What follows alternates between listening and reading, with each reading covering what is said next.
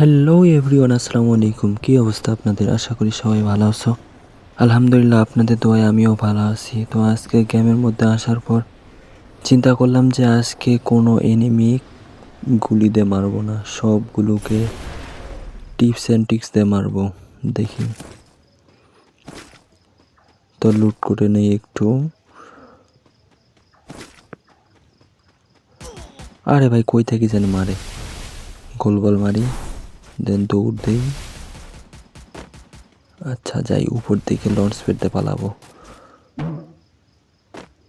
আচ্ছা, এখানে দুইটা গোলবল মারি, পালাই।